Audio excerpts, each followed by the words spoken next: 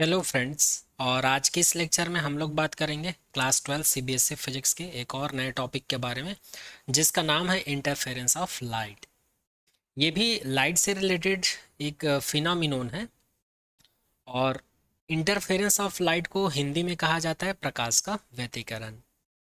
तो चलिए आज का लेक्चर स्टार्ट करते हैं और सबसे पहले हम लोग जान लेते हैं कि इंटरफेरेंस होता क्या है। तो सबसे पहले इसका डेफिनेशंस देखते हैं। यहाँ पे लिखा हुआ है when two waves of exactly same frequency coming from to coherent source travel in a medium in the same direction simultaneously, then due to their superposition at some point intensity of light is maximum, while at some other points intensity is minimum. This phenomenon is called interference of light. तो interference of light क्या होता है? एक light से related एक घटना होती है जिसमें कोई भी टू वेव्स जिसकी फ्रीक्वेंसी क्या हो, सेम हो। और सेम फ्रीक्वेंसी का वेव हमको कहाँ से मिलता है? कोहेरेंट सोर्स से मिलता है। कोहेरेंट सोर्स क्या होता है? वेव या लाइट का एक ऐसा सोर्स होता है जहाँ से हमको जो वेव मिलती है उस वेव की वेवलेंथ एम्पलीट्यूड फ्रीक्वेंसी क्या होती है? सेम होती है। तो ये जो लाइट है या वेव है, ये कहाँ ट्रेवल कर रही? किसी मीडियम में ट्रेवल कर रही है। और ये कैसे ट्रेवल कर रहे हैं? सेम डायरेक्शन में। ये दोनों वेव किस डायरेक्शन में मूव कर रहे हैं? सेम डायरेक्शन में मूव कर रहे हैं। और ये दोनों सुपर इम्पोज हो जाते हैं, या दोनों की सुपर पोजिशंस के पश्चात कुछ पॉइंट ऐसे होते हैं इन दोनों वेव के जिसकी फ्रीक्वेंसी सेम था, दोनों क्या हो जाते हैं? सुपर इम्पोज हो जाते हैं। तो सुपर इम्पोज होने के बाद या आफ्टर सुपर पोजिशन हमको कुछ ऐसे पॉइंट मिलते हैं जहां पर लाइट की इंटेंसिटी क्या होती है? मैक्सिमम होती है। और हमको कुछ पॉइंट ऐसे मिलते हैं जहां पर लाइट की इंटेंसिटी क्या होती है? मिनिमम होती है। तो लाइट से रिलेटेड इस प्रकार के फिनोमिनन को ही हम लोग क्या कहते हैं? इंटरफेरेंस ऑफ लाइट कहते हैं। आई होप ये डेफिनेशन अब आप लोग को समझ में आ गया होगा। आगे बात करते हैं टाइप्स ऑफ इंटरफेरेंस की। तो इंटरफेरेंस जो है टू टाइप से होता है। फर्स्ट होता है कंस्ट्रक्टिव इंटरफेरेंस और सेकंड होता है डिस्ट्रक्टिव इंटरफेरेंस। कंस्ट्रक्टिव का मतलब होता है संपोषी व्यतिकरण। क्या होता है? संपोषी व्यतिकरण। कंस्ट्रक्टिव इंटरफेरेंस को हिंदी में संपोषी व्यतिकरण कहा जाता है, और डिस्ट्रक्टिव इंटरफेरेंस को कहा जाता है विनाशी व्यतिकरण। क्या कहा जाता है? विनाशी व्यतिकरण। तो सबसे पहले हम लोग बात करेंगे कंस्ट्रक्टिव इंटरफेरेंस की। When the wave meet a point with same phase, constructive interference is obtained at that point. जब भी कोई टू वेव्स आपस में मिलती है किसी पॉइंट पर, आपस में मिलती है किसी पॉइंट पर, और कैसे मिलते हैं? सेम फेस में मिलते हैं। तो वहां पर उस पॉइंट पर हमको क्या मिलता है? कंस्ट्रक्टिव इंटरफेरेंस देखने को मिलता है। या इसी को दूसरे तरीके से बोल सकते हैं कि कोई भी टू लाइट वेव आपस में सुपर इम्पोज होती है सेम फेस में। तो हमको सेम फेस में जहां पर मिलते हैं, तो उस पॉइंट पर हमको क्या मिलता है? लाइट की इंटेंसिटी क्या मिलती है? मैक्सिमम मिलती है। तो वहां पर जो इंटरफेरेंस की घटना घटित हो रही है, उसी इंटरफेरेंस को हम लोग क्या कहते हैं? कंस्ट्रक्टिव इंटरफेरेंस कहते हैं। नेक्स्ट है destructive interference. When the wave meets a point with opposite face, destructive interference is obtained at that point. कोई भी टू वेव्स आपस में जिस पॉइंट पर मिलती है, और कैसे मिलते हैं? अपोजिट फेस में मिलते हैं। तो जिस पॉइंट पर ये अपोजिट फेस में मिलते हैं, वहां पर हम लोग को डिस्ट्रक्टिव इंटरफेरेंस प्राप्त हो जाता है। और याद रखिएगा, इसी को ऐसे भी बोल सकते हैं, यदि टू वेव आपस में सुपर इम्पोज होते हैं जिस पॉइंट पर, और उस पॉइंट पर वो अपोजिट फेस में मिलते हैं, और अपोजिट फेस में मिलते हैं, और वहां पर लाइट की इंटेंसिटी क्या होती है? मिनिमम होती है। तो वहां पर लाइट से रिलेटेड जो इंटरफेरेंस की घटना घटित हो रही है, वो इंटरफेरेंस को हम लोग क्या नाम देंगे? डिस्ट्रक्टिव इंटरफेरेंस नाम दे देंगे। तो आई होप आप लोग को कंस्ट्रक्टिव और डिस्ट्रक्टिव भी समझ में आ गया होगा। अब चलिए मैं इसी को आप लोग को एक डायग्राम के थ्रू समझाने की कोशिश करता हूँ। मैं कंसिडर कर लेता हूँ ये मेरे पास एक सोर्स है, और ये एक ऐसा सोर्स है जहाँ से लाइट या फिर वेव मुझे जो मिल रही है, यहाँ से जो लाइट निकल रही है, ये कैसी वेव है? सेम फ्रीक्वेंसी की वेव है। अर्थात इस सोर्स को मैं कोहेरेंट सोर्स कंसिडर कर लेता हूँ। तो यहाँ से इतनी सारी वेव निकल रही हैं, इनमें से किन्हीं भी किसी भी टू वेव को मैं सपोज कर लेता हूँ इनमें से एक वेव ये है, यहाँ से ये एक वेव मिल गया हमको, और इसी सोर्स से जो लाइट निकल रही इसी का दूसरा वेव क्या है, ये है, ये दूसरा वेव है, और ये दोनों वेव क्या हैं, सेम फ्रीक्वेंसी के हैं।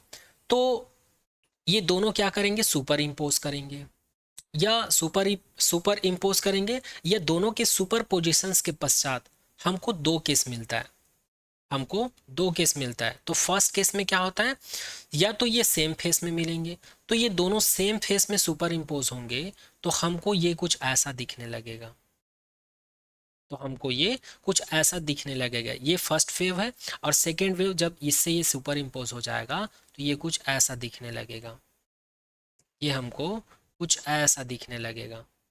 इसका मतलब ये सेम फेस में मिल रहे हैं, और सेम फेस में मिलता है तो यहाँ पर हम लोग को लाइट की इंटेंसिटी क्या मिलती है, मैक्सिमम। मतलब इसको हम लोग क्या बोलेंगे, कंस्ट्रक्टिव इंटरफेरेंस कहेंगे। इस पैटर्न को हम लोग क्या कहेंगे, कंस्ट्रक्टिव इंटरफेरेंस कहेंगे। जब भी कोई सेम फ्रीक्वेंसी की टू वेव्स आपस में सुपर इम्पोज करती हैं तो सुपर इम्पोज कैसे होते हैं, सेम फेस में होते हैं, और लाइट की इंटेंसिटी हमको कैसे मिलती है, मैक्सिमम। तो यहाँ पर जो इंटरफेरेंस होगा उसको क्या कहेंगे, कंस्ट्रक्टिव इंटरफेरेंस कहेंगे।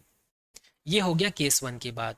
जब दोनों आपस में सुपर इम्पोज होते हैं तो सुपर पोजिशंस के बाद, दोनों वेव के सुपर इम्पोज होने के बाद हम लोग को क्या मिलता है, दूसरा केस मिलता है, और दूसरे केस में हो सकता है दोनों अपोजिट फेस में हो। अपोजिट फेस में बोलने का मतलब है दोनों का फेस सेम नहीं होगा। पहले वाले इस वाले वेव का ये पैटर्न है, दूसरा वाला जब इससे सुपर इम्पोज होगा तो ये कुछ ऐसा दिखने लगेगा। तो इस प्रकार का पैटर्न दिखने लगे तो समझ जाना टू वेव यहाँ पर सुपर इम्पोज तो हो रही बट अपोजिट फेस में। तो इस सिचुएशंस में हमको लाइट की जो इंटेंसिटी वो क्या मिलती है, मिनिमम मिनिमम मिलती है। तो इसको हम लोग क्या कहेंगे, यहाँ पर जो इंटरफेरेंस होगा इसको हम लोग डिस्ट्रक्टिव इंटरफेरेंस कहेंगे। तो इस चीज को याद रखिएगा। तो जब कोई भी टू रेस या टू वेव, लाइट वेव आपस में अपोजिट फेस में सुपर इम्पोज होते हैं, और यहाँ पर लाइट की इंटेंसिटी क्या होती है, मिनिमम होती है, तो वहाँ पर क्या देखने को मिलता है, डिस्ट्रक्टिव इंटरफेरेंस देखने को मिलता है। तो आई होप आप लोग को इंटरफेरेंस का डेफिनेशन, इसका टाइप्स, कंस्ट्रक्टिव और डिस्ट्रक्टिव इंटरफेरेंस अब आप लोगों को समझ में आ गया होगा। अब चलिए आगे हम लोग बात करते हैं, हम लोग को डेली लाइफ में कहाँ कहाँ पर इंटरफेरेंस देखने को मिलता है। तो डेली लाइफ में इंटरफेरेंस कहाँ कहाँ देखने को मिलता है, the phenomenon of light wave interference with oily और film surface has the effect of filtering light and thus has a number of application in areas relating to the optics like sunglasses, lens for binoculars and cameras, even visors for astronaut। तो interference of light जो है ये एक light से related एक ऐसी घटना है जो ऑयली सरफेस होता है या जो फिल्मी सरफेस होता है, वहाँ पर ये लाइट को क्या कर देते हैं, फिल्टर कर देते हैं। लाइट को क्या कर देते हैं, फिल्टर कर देते हैं, जिससे कि सरफेस हमको क्या दिखने लगता है, कलरफुल दिखने लगता है। तो ये किस वजह से होता है, इंटरफेरेंस की वजह से होता है। क्योंकि इंटरफेरेंस की घटना घटित होने से जो लाइट किसी भी सरफेस पर पड़ता है तो वहाँ पर अलग अलग पैटर्न बन जाता है, उसका जो कलर है अलग अलग रेंज में डिवाइड हो जाता है। जैसे कि आप लोग यहाँ पर देख पा रहे हो, यहाँ पर मैं ऑप्टिक्स से रिलेटेड कुछ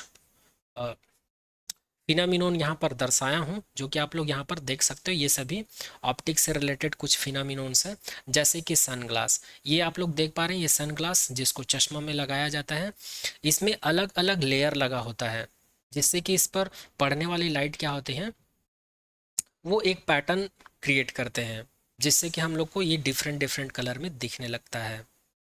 इसी प्रकार लेंस फॉर बाइनोक्यूलर्स, आप लोग देखे होंगे जो टेलीस्कोप है, जैसे कि क्रिकेट देखने के लिए, दूर के ऑब्जेक्ट को देखने के लिए अर्थ के अंदर में हम लोग यूज़ करते हैं, तो वहाँ पर जो टेलीस्कोप लगा होता है उसमें जो ग्लास लगा होता है उसका पैटर्न कुछ ऐसा दिखता है। इसमें भी ऐसा कुछ लेयर डाला जाता है जिसको हम लोग फिल्मी सरफेस बोलते हैं। क्या बोलते हैं, फिल्मी सरफेस देखते हैं। इसमें भी हम लोग को डिफरेंट डिफरेंट टाइप का कलर देखने को मिलता है।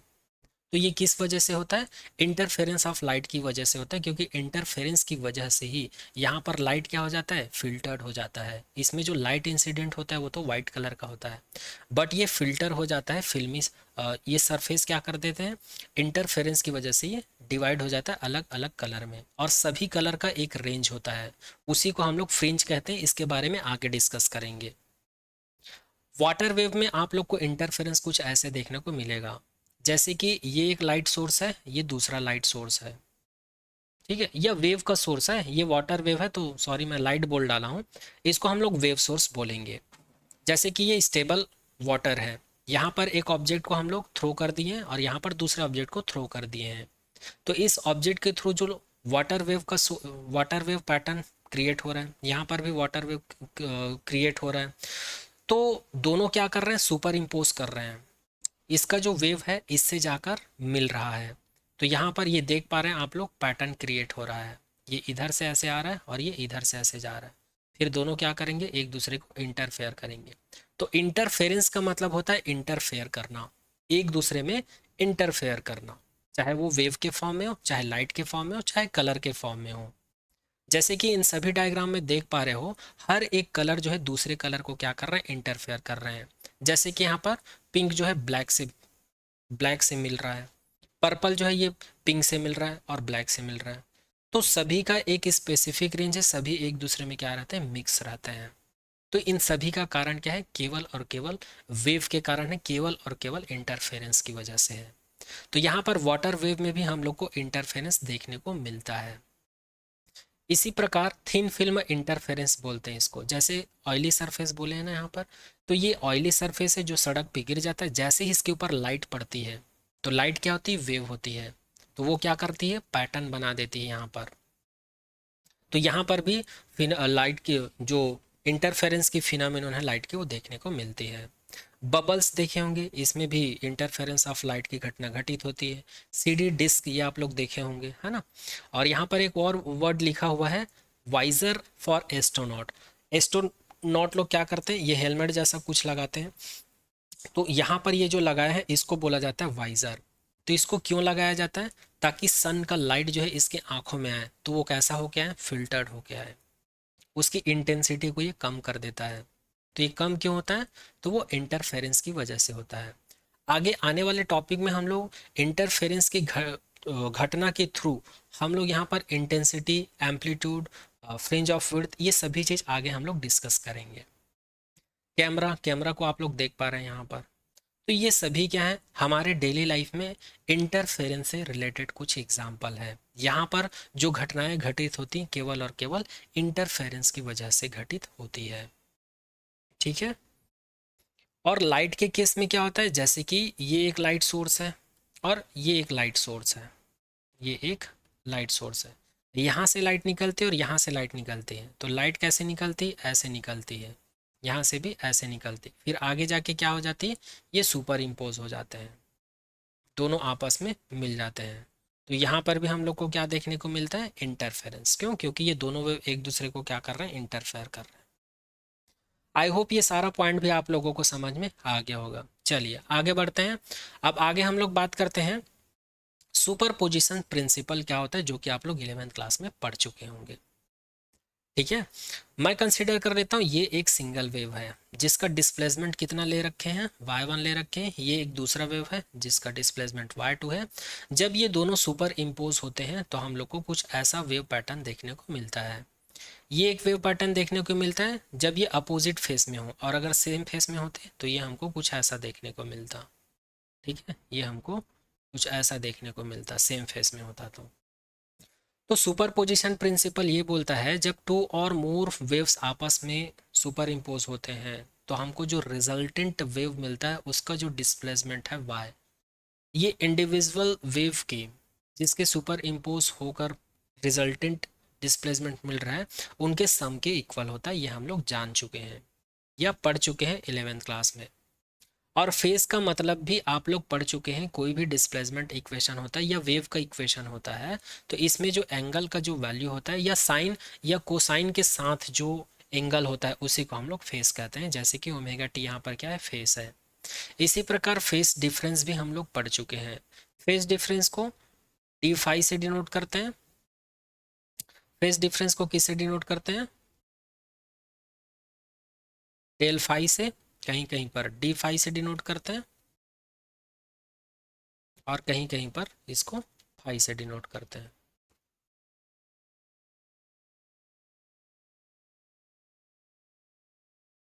तो यहाँ पर मैं फेज डिफरेंस को फाई से रिप्रेजेंट किया हूँ। हम लोग कंसिडर कर लेते हैं इस वाले वेव के लिए वेव इक्वेशंस क्या है, y1 is equals to a1 sine omega t है।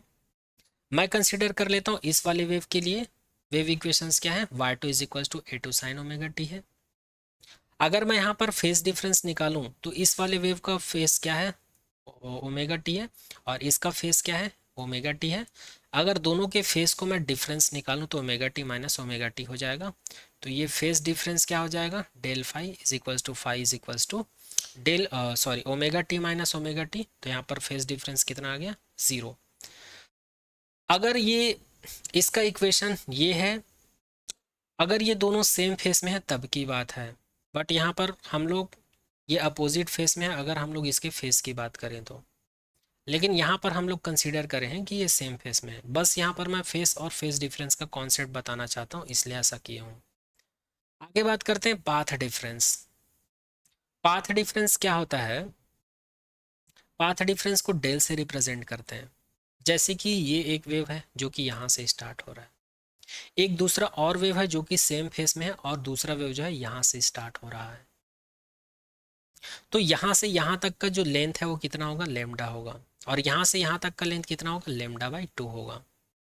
और इसका फेस कितना है, पाई है यहाँ पर पहले वेव का और पहले वेव का, और यहाँ पर इसका फेस कितना है, 2 पाई है। और अगर मैं दूसरे वेव का बात करूँ पहले वेव के कंपैरिजन में, यहाँ पर फेस डिफरेंस कितना है, 2 पाई है। तो यहाँ पर फेस को मैं क्या लिख सकता हूँ, 2 पाई लिख सकता हूँ।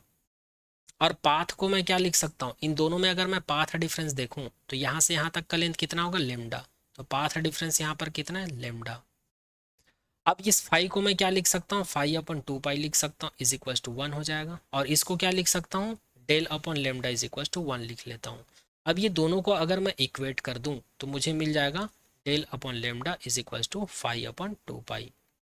इसको कहा जाता है फेस डिफरेंस और पाथ डिफरेंस के बीच का रिलेशन, और यही रिलेशन यहाँ पर लिखा हुआ है, path difference upon lambda, phase difference upon 2 पाई, यही चीज़ यहाँ पर लिखा हुआ है। और इसी को हम लोग क्या लिख सकते हैं, ऐसा लिख सकते हैं, क्योंकि यहाँ पर पाथ डिफरेंस की बात हो रही इसलिए इसको मैं क्या लिख सकता हूँ, path difference is equal to phi upon 2 pi, और लेमडा को इधर ट्रांसफर कर देता हूँ तो ये लेमडा हो जाएगा। या इसी को अरेंज करके मैं लिख सकता हूँ लेमडा अपॉन 2 पाई और यहाँ पर आ जाएगा फाई, और यही चीज़ यहाँ पर लिखा हुआ है। तो इसको क्या कहा जाता है, पाथ डिफरेंस और फेस डिफरेंस में रिलेशन कहा जाता है। आगे बात करते हैं टाइम डिफरेंस। तो टाइम डिफरेंस क्या होता है, जिसको डेल टी से रिप्रेजेंट करते हैं। तो टाइम डिफरेंस को लिखा जाता है, इसका फॉर्मूला होता है टी डॉट डी, या इसी को हम लोग डेल टी भी लिख सकते हैं, टी अपॉन 2 पाई फाई, जहाँ पर टी टाइम पीरियड होता है और ये 2 पाई एक कांस्टेंट वैल्यू होता है, और फाई क्या है, फेज डिफरेंस है। Sorry for that. It is difference between two wave meeting at a point. ये क्या होता है, कोई भी जो लाइट वेव है या फिर कोई भी वेव है किसी पॉइंट पर मिलते हैं, कोई भी टू वेव जो है किसी पॉइंट पर आपस में मिलते हैं, तो वहाँ पर पहले वेव का टाइम और दूसरे वेव का टाइम दोनों को हम लोग क्या कर देते हैं, सब्सट्रैक्ट कर देते हैं, तो हमको वहाँ पर मिल जाता है टाइम डिफरेंस। या फिर इसी को एक और तरह से लिख सकते हैं, मैं कंसिडर कर लेता हूँ मेरे पास एक वेव है जिसका फेस कितना है, phi one is equal to W1 sorry omega T1 minus k x है, और दूसरे वाले वेव का फेस कितना है, phi two is equal to omega T2 minus k x है। तो यहाँ पर मैं फेस डिफरेंस निकालूंगा तो del phi is equal to phi two minus phi one हो जाएगा। फाई टू का वैल्यू और फाई वन का वैल्यू, ये दोनों वैल्यू को यहाँ पर सब्सटीट्यूट करके इसको सॉल्व करेंगे तो ये omega T2 minus k x minus omega T1 plus के एक्स हो जाएगा। यहाँ पर के एक्स और के एक्स कैंसिल आउट हो जाएगा, तो क्या बचेगा, phi is equal to omega T2 minus T1 बचेगा। अब यहाँ पर ओमेगा का वैल्यू हम लोग को पता है, हम लोग पहले पढ़ चुके हैं, omega is equal to 2 pi upon t होता है। ऐसा क्यों होता है, क्योंकि ओमेगा क्या होता है, एंगुलर फ्रिक्वेंसी, एंगुलर फ्रिक्वेंसी का वैल्यू होता है 2 पाई न्यू, और ये फ्रिक्वेंसी है, और हम लोग को पता है फ्रिक्वेंसी जो होता है 1 अपॉन टी होता है। तो अगर मैं न्यू को हटाकर 1 अपॉन 2 वैल्यू पुट करूँ तो ये हो जाएगा 2 पाई अपॉन टी। इस वैल्यू को अगर मैं यहाँ पर पुट कर दूँ तो फाई इज इक्वल टू मिल जाएगा 2πt, और यहाँ पर t2 माइनस t1 को मैं लिख लेता हूँ डेल टी। अब चूँकि मुझे टाइम डिफरेंस निकालना था, इसलिए टाइम टी डिफरेंस को यहीं पे रखता हूँ, इन दोनों को इधर ट्रांसफर कर देता हूँ, तो del t is equal to क्या मिल जाता है, t/2π मिल जाता है। इसी को कहा जाता है टाइम डिफरेंस। तो यहाँ पर हम लोग छोटा छोटा कॉन्सेप्ट क्लियर कर रहे हैं, ये आप लोगों को पता होना चाहिए। ये एग्ज़ाम के पॉइंट ऑफ व्यू से उतना इंपॉर्टेंट नहीं है, लेकिन एग्ज़ाम के पॉइंट ऑफ व्यू से जो टॉपिक पढ़ने वाले हैं उसके लिए इंपॉर्टेंट है। तो ये छोटा छोटा चीज़ है, ये आप लोगों को पता होना चाहिए। ठीक है, आगे बात करते हैं। आगे बात करते हैं हम लोग पाथ डिफरेंस। यहाँ पर मैं जो पाथ डिफरेंस बताया हूँ, इसी कॉन्सेप्ट का हम लोग यूज़ करेंगे। तो चूंकि हम लोग पढ़ चुके हैं, इंटरफेरेंस जो है 2 टाइप का होता है, एक होता है कंस्ट्रक्टिव, सेकेंड होता है डिस्ट्रक्टिव। तो कंस्ट्रक्टिव के लिए पाथ डिफरेंस को लिखा जाता है del is equal to n lambda, जहां पर एन क्या है, इंटीजर नंबर है जिसका वैल्यू होता है 0 1 2 3। एन के जगह पर 0 1 2 3 रखते जाएंगे, तो इसी को हम लोग ऐसे लिख सकते हैं, phase difference is equal to 0 lambda 2 lambda 3 lambda, ये ऐसे कहाँ तक जाएगा, एन लेमडा तक जाएगा। अब इसको मैं प्रूफ करके बताता हूँ। जैसे कि हम लोग को पता है कंस्ट्रक्टिव इंटरफेरेंस कब मिलता है, जब टू वेव आपस में सुपर इम्पोज करते हैं सेम फेस में। तो मैं कंसिडर कर लेता हूँ ये फर्स्ट वेव है, ये सेकेंड वेव है। फर्स्ट वाले वेव का क्या है, वेवलेंथ लेमडा है, दूसरे वाले का क्या है, लेमडा है। अब यहाँ पर दोनों क्या है, सेम फेस में है, तो यहाँ से यहाँ तक का डिस्टेंस क्या होगा, पहले वाले वेव के लिए लेमडा, दूसरे वाले के लिए कितना होगा, वो भी लेमडा। तो यहाँ पर पाथ डिफरेंस निकालूंगा तो कितना आएगा, lambda minus lambda is equal to 0 आएगा। अब मैं क्या कर देता हूँ, ये दूसरे वाले वेव को आगे बढ़ा देता हूँ मैं। तो आगे बढ़ाऊंगा तो अगर मैं इसको यहाँ से स्टार्ट करवाऊंगा तो यहाँ पर ये अपोजिट फेस में आ जाएगा, तो यहाँ पर तो मुझे कंस्ट्रक्टिव इंटरफेरेंस नहीं मिलेगा। इसलिए मैं इसको और थोड़ा सा आगे बढ़ाता हूँ, तो इस वाले वेव को आगे बढ़ाकर मैं कहाँ लाता हूँ, यहाँ पर लाता हूँ। तो यहाँ पर लाऊंगा तो मुझे क्या मिलेगा, कंस्ट्रक्टिव इंटरफेरेंस मिल जाएगा। इस वाले वेव को देखो, ये वाले जो वेव है इसको मैं आगे बढ़ाकर यहाँ से स्टार्ट किया हूँ तो मुझे ये पैटर्न मिलेगा। तो ये तो डिस्ट्रक्टिव है, कंस्ट्रक्टिव है नहीं। अब मैं क्या करूँगा, इसको यहाँ से आगे बढ़ाकर यहाँ पर लाऊंगा, तो ये जो है मुझे क्या मिल जाएगा, यहाँ पर फिर से कंस्ट्रक्टिव मिल जाएगा। यहाँ पर फिर से मुझे क्या मिल जाएगा, कंस्ट्रक्टिव इंटरफेरेंस मिल जाएगा। अब यहाँ पर पाथ डिफरेंस कितना होगा, तो ये पहले वाला जो वेव है, पहले वाला जो वेव है कितना ज़्यादा है दूसरे वाले से, लेमडा ज़्यादा है। तो मैं क्या कर दूंगा, यहाँ पर पाथ डिफरेंस निकालने के लिए पहले वाला जो इसका पाथ डिफरेंस था 0, उसमें मैं क्या ऐड कर दूंगा, इस वाले को ऐड कर दूंगा, तो मुझे यहाँ पर पाथ डिफरेंस मिल जाएगा लेमडा। इसी प्रकार फिर से मैं इसको आगे बढ़ाऊंगा, फिर से मैं इसको आगे बढ़ाऊंगा, आगे बढ़ाऊंगा, इसको ऐसे आगे बढ़ाना है कि हमको क्या पैटर्न मिले, कंस्ट्रक्टिव इंटरफेरेंस मिले। तो इसको यहाँ पर यहाँ से स्टार्ट करूंगा तो फिर से मुझे ये वाला पैटर्न मिलेगा, इसलिए मैं इसको कहाँ से स्टार्ट करूंगा, यहाँ से। तो ये वाला पैटर्न मुझे कुछ ऐसा दिखेगा। तो यहाँ से यहाँ तक 1 वेवलेंथ हो जाएगा, यहाँ से यहाँ तक हो जाएगा, फिर 1 वेवलेंथ मिल जाएगा। और ये सेकेंड वाला और ये फर्स्ट वाला दोनों फिर यहाँ पर क्या मिल रहे हैं, सेम फेस में मिल रहे हैं। फिर से यहाँ पर हम लोग को क्या मिलेगा, कंस्ट्रक्टिव इंटरफेरेंस मिलेगा। अब यहाँ पर फिर से पाथ डिफरेंस निकालना है, तो यहाँ से यहाँ तक का और यहाँ से यहाँ तक का पाथ कितना है, 2 लेमडा है। तो मैं क्या करूँगा,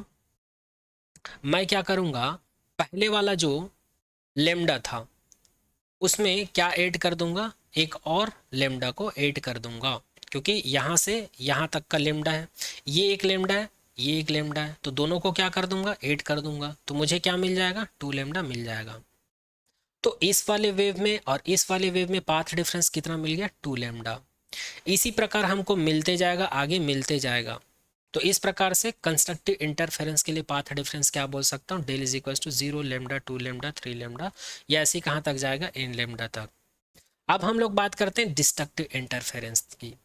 तो डिस्ट्रक्टिव इंटरफेरेंस क्या होता है, जब टू वेव आपस में अपोजिट फेस में सुपर इम्पोज होते हैं। जैसे कि ये हमारे पास एक वेव पैटर्न है टू वेव का, तो ये कंस्ट्रक्टिव है।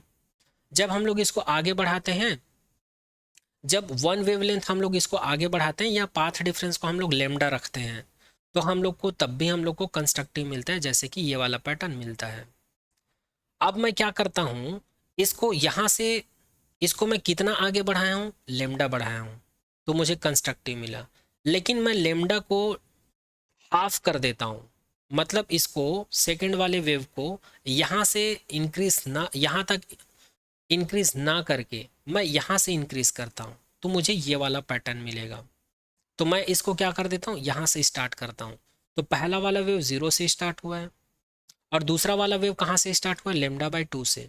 तब मुझे क्या मिला, डिस्ट्रक्टिव इंटरफेरेंस मिला, अदरवाइज मुझे क्या मिलेगा, कंस्ट्रक्टिव। तो अगर दूसरा वाला वेव जो है पहले वेव के कंपैरिजन में λ/2 लेंथ से स्टार्ट होगा, तब मुझे क्या मिलेगा, डिस्ट्रक्टिव इंटरफेरेंस मिलेगा। तो यहाँ पर इस वाले वेव का और इस वाले वेव का, दोनों का अगर मैं पाथ डिफरेंस निकालूं, दोनों का अगर मैं पाथ डिफरेंस निकालूं तो कितना मिल जाएगा मुझे, λ/2। कितना मिलेगा, λ/2। कैसे मिलेगा, तो पहले वाले वेव का वेवलेंथ कितना है, फर्स्ट वेवलेंथ कितना है, लेमडा है। दूसरा वाले का कितना है, तो ये है λ/2। तो अगर मैं λ/2 में से, सॉरी, लेमडा से λ/2 सबसेट कर दूँ तो मुझे कितना मिल जाएगा, λ/2 मिल जाएगा। तो वहीं यहाँ पर मिला है। इसी प्रकार इस वेव को फिर से आगे बढ़ाता हूँ, तो इसको मैं यहाँ तक आगे बढ़ाऊंगा, इसको मैं यहाँ से यहाँ शिफ्ट करूँगा तो मुझे यहाँ पर कंस्ट्रक्टिव मिल जाएगा। इसलिए इसको मैं यहाँ पर ना बढ़ाकर मैं क्या करता हूँ, इसको खिसकाकर यहाँ पर कंसीडर कर लेता हूँ। तब मुझे क्या मिलेगा, यहाँ से यहाँ तक हाफ वेवलेंथ पहले से था, अब इसको मैं क्या कर रहा हूँ, इसको यहाँ तक ला रहा हूँ। तो यहाँ से यहाँ तक लाएंगे तो यहाँ से यहाँ तक का डिस्टेंस कितना हो जाएगा, लेमडा हो जाएगा। अब यहाँ पर पाथ डिफरेंस कितना होगा, तो λ/2 प्लस लेमडा, तो ये कितना हो जाएगा, 3λ/2। तो इसी प्रकार हम लोग को ये पैटर्न मिलते जाएगा मिलते जाएगा मिलते जाएगा। तो इस प्रकार याद रखना, डिस्ट्रक्टिव इंटरफेरेंस के लिए पाथ डिफरेंस कितना होता है, डेल इज इक्वल टू λ/2 3λ/2। ऐसे ही कहाँ तक चलेगा, 2n-1 λ/2 तक चलेगा। तो आप लोगों को केवल ये याद रखना है और ये याद रखना है, ये डिस्ट्रक्टिव का केस है और ये कंस्ट्रक्टिव इंटरफेरेंस का केस है। तो आई होप ये पैटर्न भी समझ में आया होगा आप लोग को। फिर भी अगर कुछ डाउट रह जाता है तो कमेंट सेक्शन में कमेंट कर दीजिएगा। आगे बात करते हैं। अब हम लोग बात करते हैं इस चैप्टर का एक और मोस्ट इम्पॉर्टेंट टॉपिक के बारे में, जो कि है young double slit experiment. Young double slit experiment एक ऐसा एक्सपेरिमेंट है जहां से आप लोग के एग्जाम में क्वेश्चन बनता ही है। यहाँ से assertion reason, case based study, किसी भी प्रकार का क्वेश्चन बन सकता है यहाँ से। तो चलिए इसको देख लेते हैं। तो 1801 की बात है जब थॉमस यंग ने इस एक्सपेरिमेंट को किया था, और इस एक्सपेरिमेंट का टारगेट क्या था, इंटरफेरेंस के कॉन्सेप्ट को समझाना और उसके लिए डेरिवेशंस निकालना। लाइट की जो इंटेंसिटी है कहीं पर मिनिमम मिलता है, कहीं पर मैक्सिमम मिलता है, उस पैटर्न को समझाना, और इंटेंसिटी ऑफ लाइट और एम्पलीट्यूड के बीच रिलेशन फाइंड आउट करना, और कंस्ट्रक्टिव डिस्ट्रक्टिव के लिए भी कंडीशन फाइंड आउट करना। तो थॉमस यंग ने क्या किया था, पहले एक लाइट सोर्स लिया था। इस लाइट सोर्स से लाइट जो है डिफरेंट डिफरेंट डायरेक्शन में फैल जा रहा था। उसको मोनोक्रोमेटिक बनाने के लिए उन्होंने सिंगल स्लिट यूज़ किया। मोनोक्रोमेटिक बनाने के लिए इन्होंने सिंगल स्लिट का इस्तेमाल किया। उसके बाद उन्होंने डबल स्लिट इस्तेमाल किया। डबल स्लिट बोलने का मतलब ये एक प्लेट है, इसमें दो होल कर देते हैं तो या कट कर देते हैं। जैसे कि यहाँ पर एक कट लगा दिए, एक यहाँ पर एक कट लगा दिए, तो इसी को क्या कहा जाता है, इसको कहा जाता है सिंगल स्लिट, और इसको कहा जाता है डबल स्लिट। इसको कहा जाता है डबल स्लिट। ये सब किसने किया, थॉमस यंग ने। कब किया, 1801 में। और इससे डी डिस्टेंस पर, ये जो डबल स्लिट है यहाँ से डी डिस्टेंस पर एक स्क्रीन रख दिया उन्होंने। अब उन्होंने इस एक्सपेरिमेंट में ऑब्जर्व किया, इस सोर्स ऑफ वेव से या लाइट से, यहाँ से जो लाइट या वेव पास हो रही थी, ये स्क्रीन पर कुछ ऐसा पैटर्न बना रहा था। कहीं पर हम लोग को डार्क फ्रिंज मिल रहा था और कहीं पर हम लोग को ब्राइट फ्रिंज मिल रहा था। जैसे कि यहाँ पर डार्क फ्रिंज को ब्लैक कलर से शो किए हैं और ब्राइट फ्रिंज को रेड कलर से शो किए हैं। तो ये पैटर्न देखने को मिल रहा था किसको, थॉमस यंग को, इस एक्सपेरिमेंट में। फिर इसी एक्सपेरिमेंट के थ्रू उन्होंने बता दिया कि यहाँ पर जो ब्राइट फ्रिंज मिल रहा है, यहाँ पर जो लाइट की इंटेंसिटी होती है, ये एम्पलीट्यूड के स्क्वायर के प्रोपोर्शनल होती है। ये किसने कहा, थॉमस यंग ने। तो इस स्टेटमेंट को याद रखिएगा, हम लोग आगे इस स्टेटमेंट को यूज़ करेंगे। तो आई होप ये एक्सपेरिमेंट भी आप लोगों को समझ में आया होगा। एक चीज़ और बता देता हूँ, यहाँ पर ये जो बीटा देख रहे हैं, यहाँ पर बीटा को कहा जाता है width of fringe. Width of fringe एक ऐसा डिस्टेंस है जिसको हम लोग रिस्पेक्टिवली टू डार्क फ्रिंज के बीच से मेज़र करते हैं, या फिर हम लोग टू ब्राइट फ्रिंज से मेज़र करते हैं। जैसे कि यहाँ से यहाँ तक के डिस्टेंस को हम लोग क्या कहेंगे, विड्थ ऑफ फ्रिंज कहेंगे, जो कि डार्क है। या फिर हम लोग बोलेंगे टू ब्राइट फ्रिंज के बीच के डिस्टेंस, जैसे कि ये ब्राइट फ्रिंज है और ये ब्राइट फ्रिंज है, दोनों के बीच के डिस्टेंस को क्या कहेंगे, विड्थ ऑफ फ्रिंज कहेंगे। ऐसा किसने किया ये सब, थॉमस यंग ने। तो याद रखिएगा, इस डायग्राम में एस का मतलब है सिंगल स्लिट, S1 S2 का मतलब है डबल स्लिट, और डी का मतलब है डिस्टेंस बिटवीन स्लिट। यहाँ पर ये जो स्लिट है डबल स्लिट, यहाँ पर पहला वाला स्लिट और दूसरे वाले स्लिट के बीच का डिस्टेंस क्या है, डी है। और कैपिटल डी का मतलब है distance between slit and screen. और बीटा का मतलब है distance between two successive bright, successive मतलब क्रमशः ब्राइट फ्रिंज के बीच का डिस्टेंस या फिर डार्क फ्रिंज के बीच का डिस्टेंस, जिसको शॉर्ट में कहा जाता है ब्राइट फ्रिंज विड्थ, जिसको शॉर्ट में क्या कहा जाता है, फ्रिंज विड्थ कहा जाता है।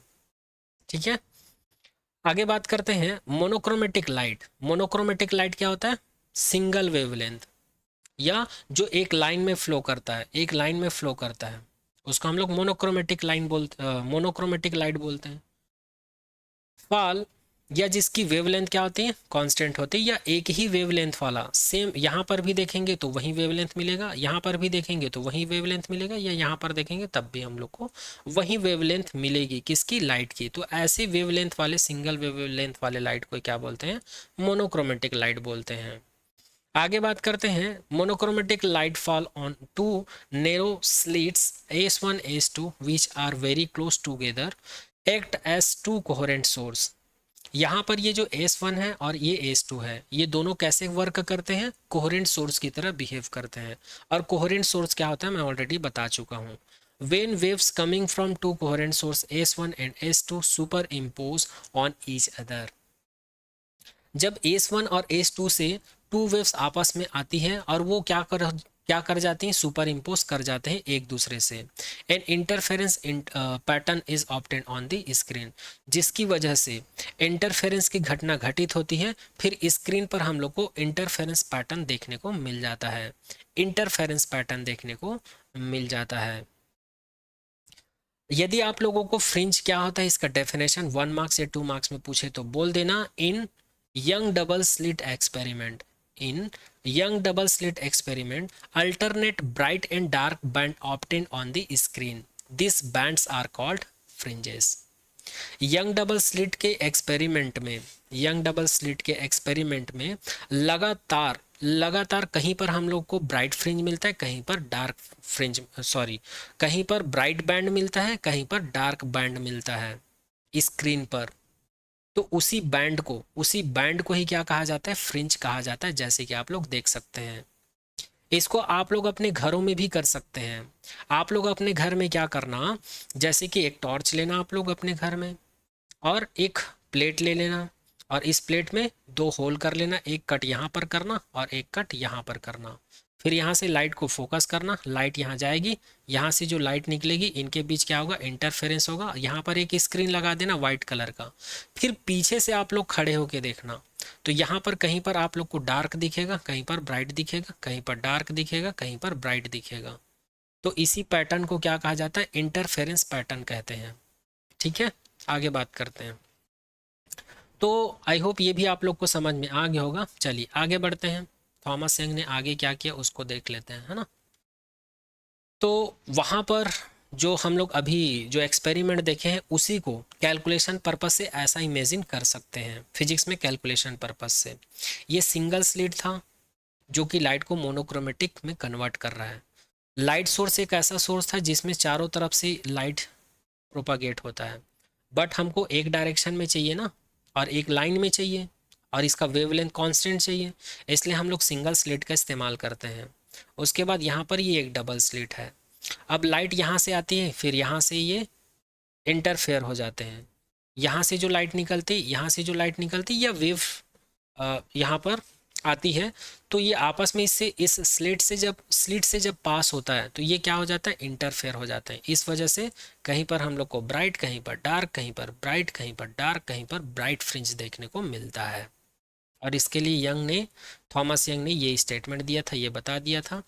और मैं एक चीज़ और बता चुका हूँ, ये जो ब्राइट फ्रिंज मिलता है इसका वेव कैसे दिखता है, ये कुछ ऐसा दिखेगा। मतलब जितनी भी वेव यहाँ से और यहाँ से, जितने भी वेव आपस में सुपर इम्पोज हो रहे हैं और जितने भी वेव सेम फेस में क्या हो रहे हैं, सुपर इम्पोज हो रहे हैं, तो वहाँ पर क्या मिलेगा, ब्राइट फ्रिंज ऐसा दिखेगा। और इसका वेव पैटर्न कैसा दिखेगा, ऐसा। और डार्क कब मिलेगा, जब अपोजिट फेस में। ब्राइट कब मिलेगा, सेम फेस में। डार्क कब मिलेगा, अपोजिट फेस में। और ब्राइट कब मिलेगा, सेम फेस में, जब सुपर इम्पोज होंगे। तो उसी डायग्राम को हम लोग ऐसे भी समझ सकते हैं। अभी कुछ देर पहले यंग डबल स्लिट का जो एक्सपेरिमेंट का जो आप लोग स्कीमेटिक डायग्राम जो दिखाया था, उसी को ऐसा समझ सकते हैं। और जब हम लोग इसी को स्क्रीन में देखते हैं ना, तो ये हम लोग को कुछ ऐसा पैटर्न देखने को मिलता है, ऐसा पैटर्न देखने को मिलता है। और इसी पैटर्न का जो लेयर है, यह थिन फिल्म सरफेस जो होता है, इसी को कहाँ पर यूज़ किया जाता है, लेंस में यूज़ किया जाता है। जब हम लोग चश्मा लगाते हैं तो इसी लेयर का डिस्क में भी यूज़ किया जाता है। बट ये अभी आप लोगों को ब्लैक एंड वाइट दिख रहा होगा, बट कुछ सरफेस ऐसा होता है जो इसी ब्लैक एंड वाइट को किस फॉर्म में कन्वर्ट करते हैं, कलर फॉर्म में कन्वर्ट करते हैं। तो वहाँ पर हम लोग को थिन फिल्म इंटरफेरेंस देखने को मिलता है, जो कि डेली लाइफ में कहाँ कहाँ पर यूज़ होता है और कहाँ कहाँ पर हम लोग को डेली लाइफ में इंटरफेरेंस देखने को मिलता है, मैं बता चुका हूँ तुम लोग को। ठीक है, आगे बात करते हैं। अब कुछ डेरिवेशंस की बात करते हैं। किसकी डेरिवेशन, एम्पलीट्यूड और इंटेंसिटी के लिए डेरिवेशंस करते हैं, जो कि थॉमस यंग ने कैलकुलेट किए थे। तो हम लोग यहाँ पर कंसिडर कर लेते हैं, from above figure we can write displacement equations. तो यहाँ से इस फिगर से हम लोग डिस्प्लेसमेंट इक्वेशंस लिख सकते हैं। कंसिडर कर लेते हैं यहाँ पर ये चलो यहीं पर बना के बता देता हूँ। ये एक वेव है, ये एक वेव है। इसके लिए डिस्प्लेसमेंट इक्वेशन y1 कंसिडर कर लेते हैं और इसको हम लोग लिख लेते हैं। इसका एम्पलीट्यूड हम लोग कंसिडर कर लेते हैं a1, और ये इस डायरेक्शन में मूव कर रहा है, तो इसको हम लोग ओमेगा टी कंसिडर कर लेते हैं। मतलब टी टाइम में इतने एंगुलर फ्रिक्वेंसी से ये मूव कर रहा है इस डायरेक्शन में। ठीक ठीक है, इसी प्रकार मैं कंसिडर कर लेता हूँ, ये एक और वेव है मेरे पास जो कि इसी डायरेक्शन में, इसी के जैसा फ्रीक्वेंसी, बट एम्पलीट्यूड क्या है यहाँ पर, इसका a2 कंसिडर कर लेते हैं और डिस्प्लेसमेंट इसका y2। तो इसके लिए इक्वेशंस क्या लिख सकता हूँ मैं, y2 is equal to a2 sine omega t plus phi. Phi यहाँ पर ये बता रहे हैं कि दोनों के बीच कितना फेस डिफरेंस है, वो है फाई। एक्चुअल में अगर ये सेम फेस में मिलेंगे तो ये ज़ीरो हो जाएगा, लेकिन अभी हम लोग को नहीं पता ये सेम फेस में मिल रहा है कि अपोजिट फेस में। हम लोग यहाँ पर दोनों कंसिडर कर सकते हैं। हो सकता है ये सेम फेस में सुपर इम्पोज हो, सेम फेस में सुपर इम्पोज हो, या फिर अपोजिट फेस में, अपोजिट फेस में। तो इसको इक्वेशन नंबर 1 कंसिडर कर लेते हैं, इसको इक्वेशन नंबर 2। अब सुपरपोजिशन प्रिंसिपल के हिसाब से या सुपरपोजिशन प्रिंसिपल का यूज़ करके इसको मैं लिख सकता हूँ y is equal to y1 plus y2। Equation number 1 और 2 से यहाँ से वैल्यू सब्सटीट्यूट करूंगा तो मुझे मिल जाएगा y is equal to a1 sine omega t plus a2 sine omega t plus five. अब यहाँ पर हम लोग को एक फॉर्मूला पता है, साइन a प्लस बी, इसको मैं क्या लिख सकता हूँ, sine a cos b plus cos a sine b लिख सकता हूँ। अब मैं इसको क्या कर देता हूँ, इसी फॉर्मूले का यूज़ करके क्या लिख सकता हूँ, इसको मैं लिख सकता हूँ y is equal to a1 sine omega t, और ये हो जाएगा a2 ब्रैकेट में sine omega t plus cos five, sorry sine omega t into में cos omega, sorry cos five plus cos omega t into sine five. आगे बढ़ते हैं। तो हम लोग को मिल गया था y is equal to a1 sine omega t plus a2 bracket में sine omega t cos five plus cos omega t sine five, ये मिल गया था। अब यहाँ पर मैं क्या कर देता हूँ, ये ब्रैकेट को ओपन कर देता हूँ। तो ब्रैकेट को ओपन करने के बाद कुछ ऐसा मिलेगा। अब यहाँ पर मैं साइन ओमेगा टी को कॉमन निकाल लेता हूँ यहाँ से, और यहाँ से भी साइन ओमेगा टी को कॉमन निकाल लेता हूँ। तो अंदर क्या बचेगा, a1 plus a2 cos five बचेगा, और साइन ओमेगा टी बाहर निकल गया, और जो बचेगा उसको लिख दिए a2 cos omega t sine five, a2 cos omega t sine five, ये ऐसे ही रहेगा। ठीक है, अब मैं ये वाले टर्म को a कॉस थीटा कंसिडर कर लेता हूँ, और ये वाला जो पैटर्न है, सॉरी ये वाला जो टर्म है a two sine five, a two sine five, इस वाले टर्म को मैं कंसिडर कर लेता हूँ ए साइन थीटा। अब इन दोनों वैल्यू को अगर मैं यहाँ पर पुट करूंगा तो y is equal to a cos theta sine omega t मिलेगा, प्लस में a sine theta cos omega t मिलेगा। फिर से इसको मैं क्या लिख सकता हूँ, उसी फॉर्मूले का यूज करके। किस फॉर्मूले का यूज करके? साइन ए प्लस बी वाला फॉर्मूला यूज करके मैं क्या लिख सकता हूँ, इसको ऐसा लिख सकता हूँ, y is equal to a sine omega t plus theta लिख सकता हूँ। क्यों? क्योंकि ये थीटा है और ये ओमेगा टी है। इसको मैं इस फॉर्मूले के पैटर्न में लिख सकता हूँ। Sorry for that. तो इसको मैं इक्वेशन नंबर 4 कंसिडर कर लेता हूँ। तो ये मुझे मिल गया डिस्प्लेसमेंट इक्वेशंस। किसके लिए? रिजल्टेंट वेव के लिए। जो हम लोग को मिला था ना यहाँ पर, ये रिजल्टेंट, ये हमको कब मिला था? सुपर इम्पोज के बाद, y is equal to y plus y one. तो इसका जो एम्पलीट्यूड है, इसका जो एम्पलीट्यूड है वो कितना है? a है। यहाँ पर लिखा हूँ equation 4 is resultant wave with amplitude, amplitude a। Now equation ये, इसको इक्वेशन नंबर ए कंसिडर किए हैं और इसको इक्वेशन नंबर 2 कंसिडर किए हैं। यहाँ पर अब मैं क्या करता हूँ, इक्वेशन नंबर ए का स्क्वायर ले लेता हूँ और इक्वेशन नंबर बी का भी स्क्वायर ले लेता हूँ। फिर दोनों को क्या कर देता हूँ, ऐड कर देता हूँ। ऐड करने के बाद मुझे क्या मिलेगा? A square sine square theta, a square sine square theta plus a square cos square theta, ये मुझे मिल गया। इसी प्रकार राइट हैंड साइड का भी स्क्वायर ले लेता हूँ, a one plus a two cos five का whole square plus a two का स्क्वायर साइन स्क्वायर फाइव, ये मिल गया मुझे। इसको फॉर्मूले में ब्रेक कर देता हूँ मैं, तो ये हो जाएगा ए वन का स्क्वायर प्लस ए टू का square cos square five plus 2a1 a2 cos five plus a2 का square sine square five. Left hand side में क्या करेंगे, ए स्क्वायर कॉमन निकल जाएगा तो अंदर बचेगा sign square theta plus cos square theta बचेगा। और इसका वैल्यू क्या हो जाएगा? 1 हो जाएगा, क्योंकि हम लोग को पता है sign square theta plus cos square theta का वैल्यू क्या होता है? 1 होता है। आगे बात करते हैं, तो हम लोग इसी इक्वेशंस को लिख सकते हैं। यहाँ पर ए स्क्वायर बचेगा और राइट हैंड साइड में क्या बचेगा? a1 का स्क्वायर प्लस a2 का स्क्वायर। यहाँ पर a2 का स्क्वायर है, यहाँ पर भी a2 का स्क्वायर है, इसको कॉमन निकालूंगा तो अंदर में क्या बचेगा? Sign square five plus cos square five बचेगा। और ये वाले को वैसे ही लिख देते हैं, 2a1 a2 कॉस फाइव। अब ये फिर से 1 हो जाएगा, ये वाला पैटर्न, ये वाला ब्रैकेट का जो वैल्यू है ये फिर से क्या हो जाएगा? 1 हो जाएगा। तो इसको मैं क्या लिख सकता हूँ? ए स्क्वायर a1 का स्क्वायर प्लस a2 का square plus 2a1 a2 cos five मिल जाएगा। या फिर इसी को मैं लिख सकता हूँ, ये स्क्वायर को इधर ट्रांसफर करके इसको लिख सकता हूँ, a is equal to under root a1 का स्क्वायर प्लस a2 का square plus 2a1 a2 cos five मिल जाएगा। इसको इक्वेशन नंबर 5, इसको इक्वेशन नंबर 5 कंसिडर कर लेता हूँ। आगे बढ़ते हैं। अब हम लोग को एक चीज़ पता है, थॉमस यंग ने क्या बोला था? इंटेंसिटी और एम्पलीट्यूड के बीच रिलेशंस दिया था और बोला था कि इंटेंसिटी जो है एम्पलीट्यूड के स्क्वायर के प्रोपोर्शनल होता है। तो इस प्रकार जो रिजल्टेंट वेव मिला था उसके लिए इंटेंसिटी रिलेशन क्या होगा? I proportional to a square.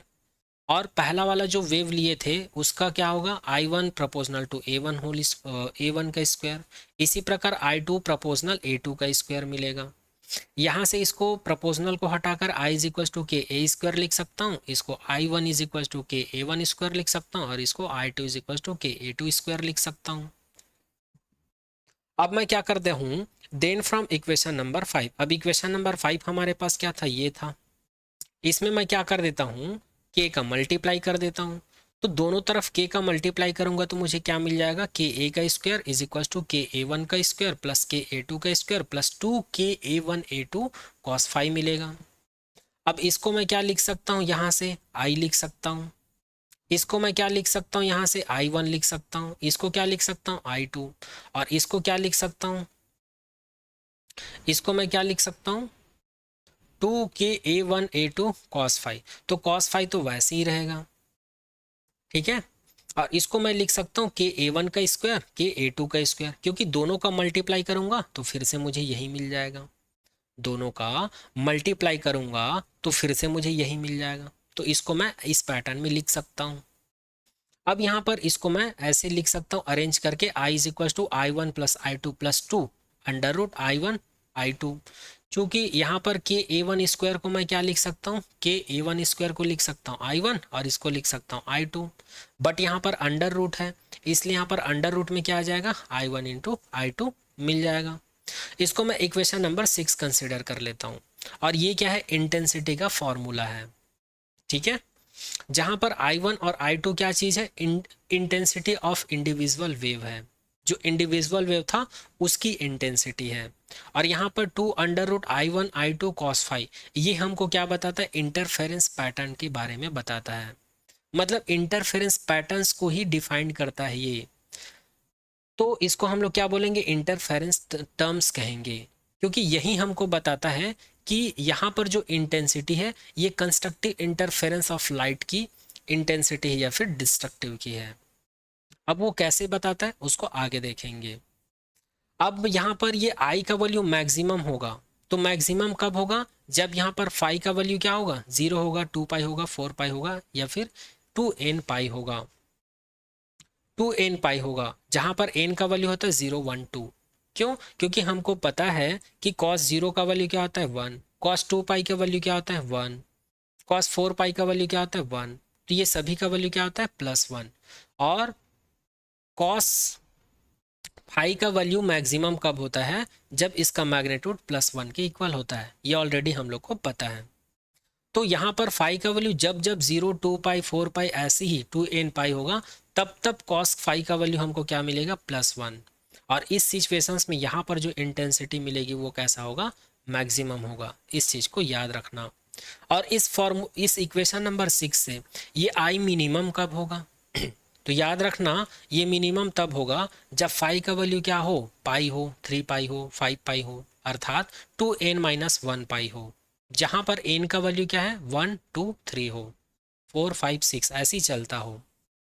तो यहाँ पर cos पाई का वैल्यू क्या होता है, cos पाई का वैल्यू होता है 0, cos 3 पाई का वैल्यू भी 0 होता है, सॉरी cos पाई का वैल्यू होता है -1, cos 3 पाई का वैल्यू होता है -1, इसी प्रकार cos 5 पाई का वैल्यू क्या होगा -1।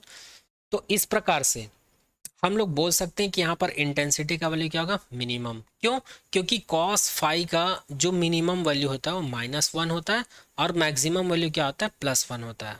और cos फाई का +1 वैल्यू हमको कब मिलेगा, जब फाई का वैल्यू ये हो, और हम लोग को फाई का वैल्यू -1 कब मिलेगा, जब फाई का वैल्यू क्या हो, ये हो। तो याद रखिएगा, इक्वेशन नंबर 6 से हमको पता चल गया है कि आई का वैल्यू मिनिमम कब होता है और मैक्सिमम कब होता है। और मैक्सिमम इंटेंसिटी और मिनिमम इंटेंसिटी के थ्रू ही हम लोग कंस्ट्रक्टिव डिस्ट्रक्टिव इंटरफेरेंस को डिफाइन करेंगे, इसीलिए इस टर्म को क्या बोला जाता है, इंटरफेरेंस टर्म्स कहा जाता है। आगे बढ़ते हैं। अब आगे हम लोग बात करते हैं कंस्ट्रक्टिव इंटरफेरेंस के बारे में। तो कंस्ट्रक्टिव इंटरफेरेंस क्या होता है, इसमें जब लाइट की इंटेंसिटी क्या होनी चाहिए, मैक्सिमम होनी चाहिए, शुड बी मैक्सिमम। तो यहाँ पर आई का वैल्यू मैक्सिमम कब होता है, जब cos फाई का वैल्यू +1 होता है। और जब cos फाई का वैल्यू +1 होता है तो इंटेंसिटी फार्मूला क्या मिलता है, I maximum is equal to आई1 + आई2 + 2 √I1 I2 मिलता है। और cos फाई का वैल्यू +1 कब कब होता है, जब फाई का वैल्यू कुछ ऐसा होता है, या इसी को हम लोग लिख सकते हैं phi is equal to 2n pi. और यहाँ पर phi is equal to 2n pi को क्या कहा जाता है, फेज डिफरेंस कहा जाता है, किसके लिए, कंस्ट्रक्टिव इंटरफेरेंस के लिए। तो याद रखिएगा, ये बहुत ही इंपॉर्टेंट है, कंस्ट्रक्टिव इंटरफेरेंस के लिए फेज डिफरेंस कितना होता है, 2n पाई होता है। अब हम लोग को फेज डिफरेंस मिल गया है, तो हम लोग पाथ डिफरेंस निकाल सकते हैं, क्योंकि हम लोग को पाथ डिफरेंस और फेज डिफरेंस के बीच का रिलेशन पता है, del is equal to λ/2 pi phi होता है। फाई का वैल्यू हमारे पास है 2n पाई, तो इसको मैं लिख सकता हूँ lambda is equal to λ/2 pi 2n pi, 2 और पाई यहाँ पर कैंसिल आउट हो जाएगा, तो पाथ डिफरेंस कितना मिल जाएगा, n लैम्डा मिल जाएगा। तो इसी को क्या कहा जाता है, पाथ डिफरेंस कहा जाता है, किसके लिए, कंस्ट्रक्टिव इंटरफेरेंस के लिए। कंस्ट्रक्टिव इंटरफेरेंस के लिए इसको क्या कहा जाता है, पाथ डिफरेंस कहा जाता है, जहां पर n का वैल्यू क्या होता है 0 1 2 3 डॉट डॉट डॉट। अब हम लोग नेक्स्ट बात करते हैं डिस्ट्रक्टिव इंटरफेरेंस की। तो डिस्ट्रक्टिव इंटरफेरेंस क्या होता है, जब लाइट की इंटेंसिटी क्या हो, मिनिमम हो या मिनिमम होना चाहिए। और ये मिनिमम कब होगा लाइट की इंटेंसिटी, जब cos फाई का वैल्यू -1 हो। और जब cos फाई का वैल्यू -1 रखेंगे इक्वेशन नंबर 6 में, तो इंटेंसिटी फार्मूला क्या मिलेगी, I minimum is equal to I1 plus I2 minus 2 under root I1 I2 मिलेगा। अब कॉस फाई का वैल्यू -1 कब कब पॉसिबल है, जब फाई का वैल्यू क्या हो, पाई हो, 3 पाई हो, 5 पाई हो, ऐसे ही 2n-1 पाई हो। तो यहाँ पर मैं फेस डिफरेंस कितना बोल सकता हूँ, phi is equals to 2n-1 pi बोल सकते हैं। और इसी को कहा जाता है फेस डिफरेंस, किसके लिए, डिस्ट्रक्टिव इंटरफेरेंस के लिए। तो इसको भी याद रखिएगा, ये बहुत इंपॉर्टेंट है। डिस्ट्रक्टिव इंटरफेरेंस के लिए फेस डिफरेंस कितना होता है, phi is equals to 2n-1 pi होता है। अब जब हम लोग को फेस डिफरेंस पता चल गया, तो फिर से हम लोग पाथ डिफरेंस निकाल सकते हैं। Del is equal to lambda 2 pi, phi phi का वैल्यू इसको यहाँ पर पुट करेंगे तो यहाँ पर पाई पाई कट जाएगा, और इसको मैं लिख सकता हूँ del is equal to 2n-1 lambda by 2। और इसको कहा जाता है पाथ डिफरेंस, किसके लिए, डिस्ट्रक्टिव इंटरफेरेंस के लिए। याद रखिएगा, ये फॉर्मूला भी बहुत इंपॉर्टेंट है और ये फॉर्मूला भी बहुत इंपॉर्टेंट है। तो कंस्ट्रक्टिव इंटरफेरेंस और डिस्ट्रक्टिव इंटरफेरेंस के लिए फेस डिफरेंस और पाथ डिफरेंस को याद रखिएगा। तो चलिए आगे हम लोग बात करते हैं यंग डबल स्लिट एक्सपेरिमेंट के अंदर में विड्थ ऑफ फ्रिंज के बारे में। तो मैं पहले ही बता चुका हूं आप लोगों को कि फ्रिंज का मतलब क्या होता है। फ्रिंज का मतलब होता है बैंड। जब कोई लाइट जो है किसी स्लिट से गुजरता है तो स्क्रीन पे हमें कहीं पे डार्क मिलता है, डार्क बैंड मिलता है, कहीं पे ब्राइट बैंड मिलता है, उसी को हम लोग फ्रिंज बोलते हैं। लेकिन यहाँ पर हम लोग को विड्थ ऑफ फ्रिंज निकालना है। विड्थ ऑफ फ्रिंज को बीटा से डिनोट किया जाता है। यहाँ पर बीटा का डेरिवेशंस निकालने वाले हैं।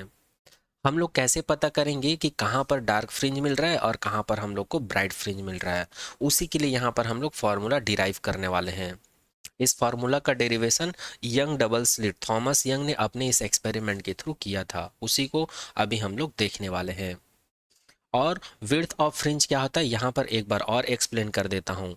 जैसे कि ऑलरेडी मैं बता चुका हूँ, विड्थ ऑफ फ्रिंज क्या होता है, टू सक्सेसिव डार्क फ्रिंज के बीच का डिफरेंस या डिस्टेंस लेते हैं। टू सक्सेसिव डार्क फ्रिंज के बीच का जो डिस्टेंस या डिफरेंस होता है उसी को हम लोग बीटा बोलते हैं, या फिर विड्थ ऑफ फ्रिंज बोलते हैं। या फिर आप डार्क फ्रिंज के बीच का डिस्टेंस लेना नहीं चाहते हैं तो टू सक्सेसिव ब्राइट फ्रिंज के बीच का डिस्टेंस लीजिएगा। ये भी कितना होगा, उतना ही होगा, उतना ही होगा। इसी को तो हम लोग क्या बोलते हैं, विड्थ ऑफ फ्रिंज बोलते हैं। तो इसी बीटा का वैल्यू हम लोग को निकालना है। ठीक है, तो चलिए स्टार्ट करते हैं। विड्थ ऑफ फ्रिंज का डेरिवेशंस करने से पहले यहाँ पर ये जो डायग्राम दिया है इसको समझना बहुत ज़रूरी है। इस डायग्राम को एक बार फिर से मैं रीड्रॉ करके बता देता हूँ। ये वही डायग्राम है जो हम लोग यंग डबल स्लिट एक्सपेरिमेंट में स्टार्टिंग में मैं तुम लोग को जो डायग्राम बताया था, ये वही डायग्राम है। बट यहाँ पर हम लोग विड्थ ऑफ फ्रिंज का डेरिवेशन के पॉइंट ऑफ व्यू से उसी डायग्राम को कुछ अलग तरीके से समझा दिए यहाँ पर। ठीक है, तो यहाँ पर हम लोग कंसिडर कर लेते हैं ये हमारे पास एक मेन सोर्स है। मेन सोर्स से लाइट कैसे आती है, सभी डायरेक्शन में इक्वल फैला रहता है। बट थॉमस यंग ने क्या किया था, इसको मोनोक्रोमेटिक बनाने के लिए एक सिंगल स्लिट का इस्तेमाल किया था, जिसको यहाँ पर एस का नाम दे दिया है। उसके बाद इसमें इंटरफेरेंस पैटर्न शो करने के लिए या प्राप्त करने के लिए, ऑब्टेन करने के लिए उन्होंने इसके सामने डबल स्लिट को रखा। तो ये है S1 और ये है S2, ये है सिंगल स्लिट, ये है डबल स्लिट। और यहाँ पर उन्होंने एक स्क्रीन को रख दिया और उन्होंने कंसीडर किया कि ये S1 और S2 स्लिट है, इनके बीच का डिस्टेंस कितना है, D है। और यहाँ से इसके सेंटर से कोई लाइट पास होती है तो ये सेंटर पॉइंट को उन्होंने O कंसीडर किया। और इस सेंटर पॉइंट से ये जो पहला वाला स्लिट था, ये फर्स्ट वाला जो स्लिट था, इनके बीच के डिस्टेंस को, इस पॉइंट को उन्होंने ए नाम दिया और इनके बीच के डिस्टेंस को उन्होंने, इस यहाँ से यहाँ तक का डिस्टेंस कितना है, डी है, तो यहाँ से यहाँ तक का डिस्टेंस कितना होगा, d/2 होगा। कितना होगा, d/2। उसी प्रकार जो सेकेंड स्लिट है, यहाँ से डायरेक्ट आने वाली जो वेव्स है, इस पॉइंट को उन्होंने क्या कंसिडर किया, बी कंसिडर किया। और पॉइंट ओ से पॉइंट बी के डिस्टेंस, अर्थात जो सेंटर पॉइंट है वहाँ से जो सेकेंड स्लिट है, इनके बीच का डिस्टेंस कितना कंसीडर किया, d/2, जो कि यहाँ पर आप लोग देख पा रहे हैं। और ये वाला डिस्टेंस ए से बी तक का डिस्टेंस कितना रखा उन्होंने, d कंसीडर किया।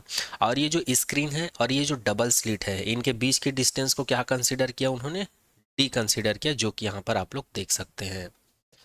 अब थॉमस यंग ने क्या कंसीडर किया था, उन्होंने माना कि यहाँ से एक रे ऑफ लाइट है या जो वेव है ये यहाँ से किसी पॉइंट पी पर मिलती है, जैसे कि यहाँ पर मैं ड्रॉ कर देता हूँ, ये किसी पॉइंट पी पर जाकर मिलती है। और जो फर्स्ट वाला स्लिट है यहाँ से भी एक वेव जो है यहाँ से पॉइंट पी पर मिलती है, जैसे कि यहाँ पर रेड कलर से दिखाया गया है, उसी को मैं यहाँ पर ड्रॉ कर दिया हूँ। अब आप लोग इन दोनों को ध्यान से देखो, ये ज़्यादा लंबा है कि ये ज़्यादा लॉन्ग है। अगर हम लोग दोनों रे ऑफ लाइट को या दोनों वेव्स को अगर ध्यान से देखें तो ये ज़्यादा लॉन्ग दिख रहा है और ये कम दिख रहा है, मतलब ये ज़्यादा डिस्टेंस कवर कर रहा है। तो हम लोग क्या करेंगे, इन दोनों में पाथ डिफरेंस निकालेंगे। तो पाथ डिफरेंस निकालेंगे तो हमको तो देख के समझ में आ रहा है कि यहाँ पर H2P है ग्रेटर देन है S1P से, हमको देख के समझ में आ रहा है। तो पाथ डिफरेंस कैसे निकालेंगे, तो थॉमस यंग ने क्या किया, पाथ डिफरेंस निकालने के लिए यहाँ पर एक परपेंडिकुलर ड्रॉ कर दिया। H2P में एक परपेंडिकुलर ड्रॉ कर दिया S1C, यहाँ पर C नाम दिए हैं इसको, इसलिए यहाँ पर मैं इस पॉइंट को C कंसिडर कर लिया हूँ। तो याद रखना S1C क्या चीज़ है, S2P पर हम लोगों ने एक परपेंडिकुलर ड्रॉ किए हैं S1C, इसका कारण क्या है, पाथ डिफरेंस निकालने के लिए। अब यहाँ से S1P और CP ये दोनों क्या होंगे, S1P और CP, अब ये दोनों क्या होंगे, इक्वल होंगे। यहाँ से यहाँ तक का डिस्टेंस और यहाँ से यहाँ तक का डिस्टेंस क्या होगा, इक्वल होगा। तो पाथ डिफरेंस कितना होगा, केवल इतना ज़्यादा था। H2P कितना ज़्यादा था S1P से, यहाँ पर मैं बोला हूँ ना H2P ज़्यादा है S1P से, तो कितना ज़्यादा है, तो इतना ज़्यादा है। तो यहीं इसका क्या होगा, पाथ डिफरेंस होगा। जैसे कि मैं वेव वाले केस में बता रहा था ना, जैसे कि ये फर्स्ट वेव था और सेकेंड वेव यहाँ से स्टार्ट होता था, तो यहाँ पर पाथ डिफरेंस हम लोग कितना लेते थे, पाथ डिफरेंस ये वाला तो होता था ना ये। उसी प्रकार यहाँ पर ये जो है, ये वाला जो लाइन है इससे ये ज़्यादा है, तो कितना ज़्यादा है, इतना ज़्यादा है। तो यहीं इसका क्या होगा, पाथ डिफरेंस होगा। तो इसको डेल से रिप्रेजेंट करते हैं और इसी चीज़ को यहाँ पर लिखा हुआ है डेल। यहाँ से यहाँ तक का डिस्टेंस क्या होगा, पाथ डिफरेंस को शो करेगा। और एक चीज़ और बता देता हूँ, यहाँ से जो लाइन ड्रॉ किया था मैं, ये यहाँ से जो लाइन ड्रॉ किया था, ये वाला जो पैरेलल लाइन ड्रॉ किए थे, ये जो है कितना एंगल बनाएगा इसके साथ, ये वाला जो रहे इसके साथ थीटा एंगल बनाएगा। ये भी कितना एंगल बनाएगा, यहाँ से जो लाइन गया है इससे ये थीटा एंगल बनाएगा। जैसे कि यहाँ पर आप लोग देख सकते हैं, इससे सीधी चली गई कुछ रेज जो है, तो उसके साथ ये वाला जो रे ऑफ लाइट है ये कितना एंगल बनाएगा, थीटा एंगल। ये भी थीटा एंगल बनाएगा, ये भी थीटा एंगल बनाएगा। तो ये वो एंगल है। आई होप अब ये डायग्राम जो है आप लोगों को समझ में आ गया होगा। इसी डायग्राम को यहाँ पर मैं आप लोगों के लिए एक बार रीड्रॉ कर दिया हूँ, लेकिन आप लोगों को अपने नोट्स में ये वाले डायग्राम को फॉलो करना है। और यहाँ पर ये जो डायग्राम बना है इसको बोला जाता है distribution curve, intensity distribution curve बोला जाता है। ये हमको ये बताता है कि कहाँ पर डार्क फ्रिंज मिल रहा है और कहाँ पर ब्राइट फ्रिंज मिलता है। तो यहाँ पर ये जो कर्व दिखाया गया है, तो ये वाला पोर्शन जो है हाई इंटेंसिटी को शो करता है, और ये वाला जो पोर्शन है, ये वाला जो पोर्शन है लो इंटेंसिटी ऑफ लाइट को शो करता है। जैसे कि हम लोग वेव पढ़ते हैं ना, वेव में क्या पढ़ते हैं, वेव ऐसे चलता है। वेव कैसे चलता है जी, वेव कुछ ऐसे चलता है। तो इसको हम लोग क्या बोलते हैं, मैक्सिमम पॉइंट बोलते हैं, इसको मिनिमम पॉइंट बोलते हैं, इसको मैक्सिमम। वैसे ही यहाँ पर ये डिस्ट्रीब्यूशन इंटेंसिटी कर्व बना हुआ है, तो ये मैक्सिमम पॉइंट है। यहाँ पर लाइट की इंटेंसिटी ज़्यादा होती है, और जहाँ पर लाइट की इंटेंसिटी ज़्यादा होती है वहाँ पर हमको कैसा फ्रिंज मिलता है, ब्राइट फ्रिंज मिलता है। और जहाँ पर लाइट की इंटेंसिटी मिनिमम होती है वहाँ पर हम लोग को डार्क फ्रिंज मिलता है। इसीलिए यहाँ पर ये सेंटर है, सेंटर से D1 B1 D2 B2, तो यहाँ पर B1 B2 और नीचे है, इसको हम लोग B1 डेज कंसिडर कर लेते हैं, B2 डेज कंसिडर कर लेते हैं। तो ये B1 डेज B2 डेज ये सभी क्या है, ब्राइट फ्रिंज को शो करते हैं, मतलब ब्राइट फ्रिंज के लिए इंटेंसिटी डिस्ट्रीब्यूशन कर्व को शो करते हैं। उसी प्रकार D1 D2 D1 days D2 days ये क्या शो करते हैं, डार्क फ्रिंज के लिए डिस्ट्रीब्यूशन इंटेंसिटी कर्व को शो करते हैं। तो आई होप ये इंटेंसिटी डिस्ट्रीब्यूशन कर्व भी आप लोगों को समझ में आ गया होगा। और ये जो सेंटर पॉइंट है O, यहाँ से पॉइंट P के बीच के डिस्टेंस को कितना कंसीडर किए हैं, x कंसीडर किए हैं। ठीक है, तो यहाँ पर मैं नीचे लिख दिया हूँ, आप लोग भी लिख दीजिएगा। S1 का मतलब क्या, एस का मतलब क्या है सिंगल स्लिट, S1, और S2 का मतलब क्या है डबल स्लिट, और डी का मतलब क्या है जो स्लिट है S1 और S2 के बीच का डिस्टेंस, और D1 का मतलब है O एंड A तथा O एंड ए के बीच का और ओ एंड बी के बीच का डिस्टेंस है। और ए बी ओ पी ये सभी क्या है आर्बिट्ररी पॉइंट है। क्या है, आर्बिट्ररी पॉइंट है। कहाँ पर, स्क्रीन के ऊपर। डी का मतलब क्या है स्क्रीन और जो डबल स्लिट है उनके बीच का डिस्टेंस, और एक्स का मतलब क्या है सेंटर पॉइंट ओ और पी के बीच का डिस्टेंस है। और डेल का मतलब क्या है यहाँ पर पाथ डिफरेंस है। किसके किसके बीच पाथ डिफरेंस है, एस टू पी और एस वन पी के बीच का पाथ डिफरेंस है। और यहाँ पर ये एस वन सी क्या चीज़ है, तो एस वन सी एक परपेंडिकुलर लाइन है जिसको हम लोग किसके ऊपर ड्रॉ किए हैं, एस टू पी के ऊपर ड्रॉ किए हैं। और ये तो मैं बता चुका हूँ ये क्या चीज़ है। अब चलिए हम लोग डेरिवेशंस की तरफ बढ़ते हैं। अगर ये समझ में आ गया होगा तो, अगर आप लोग को इसमें कुछ भी डाउट हो तो प्लीज़ कमेंट सेक्शन में कमेंट कर दीजिएगा। अब हम लोग डेरिवेशंस की तरफ बढ़ते हैं। बीटा का वैल्यू कैलकुलेट करना है हम लोगों को। तो यहाँ पर ये जो पाथ डिफरेंस है इसको मैं क्या लिख सकता हूँ, अगर मैं एस टू पी में से, ध्यान से सुनना मेरी बातों को, एस टू पी में से अगर मैं एस वन पी को हटा दूं तो मुझे ये वाला डिस्टेंस मिल जाएगा। इसलिए मैं यहाँ पर क्या लिख सकता हूँ, पाथ डिफरेंस को एस टू पी में से मैं क्या कर देता हूँ, एस वन पी को सबसेट कर देता हूँ।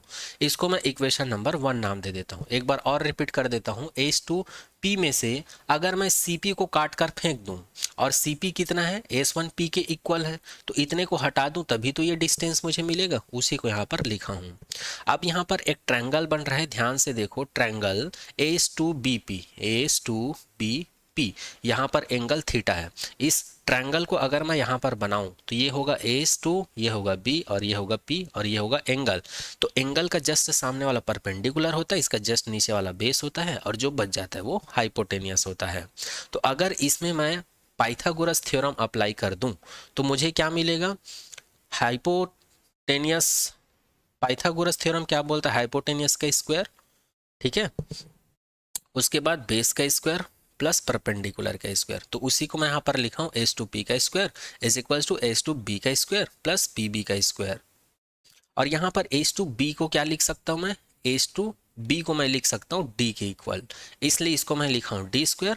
और पी बी को क्या लिख सकता हूँ यहाँ पर, पी बी, ये जो पी बी है इसको मैं लिख सकता हूँ x plus d upon to.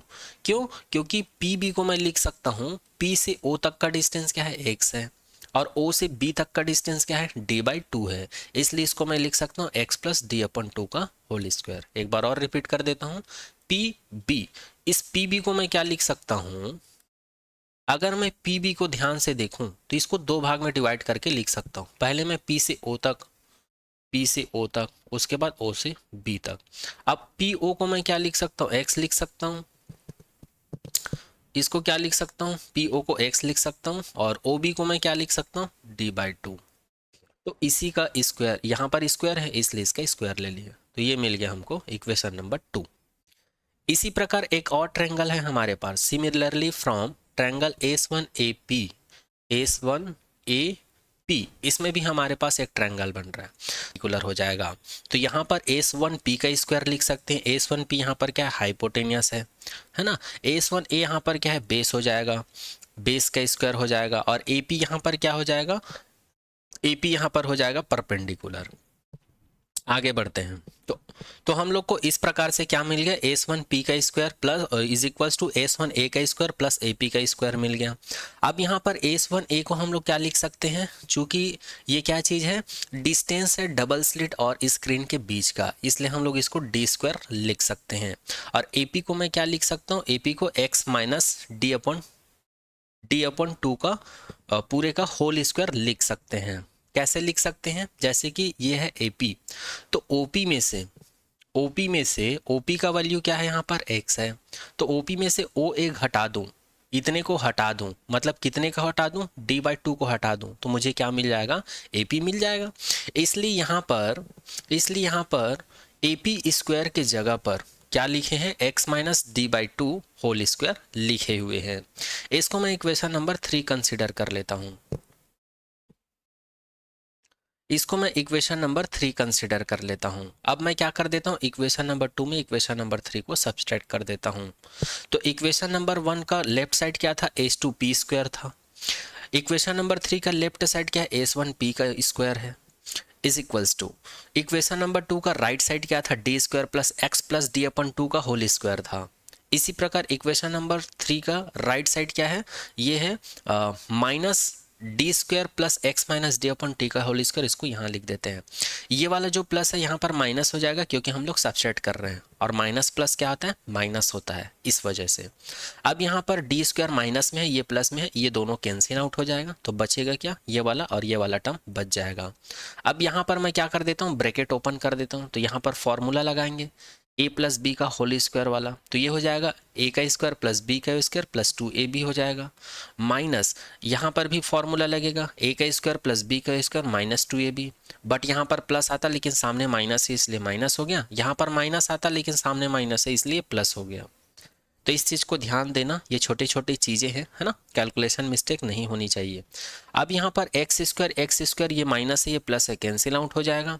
d²/4 ये प्लस है, d²/4 ये माइनस है, कैंसिल आउट हो जाएगा। यहाँ से ये 2 और 2 कैंसिल आउट हो जाएगा, यहाँ से 2 और 2 कैंसिल आउट हो जाएगा।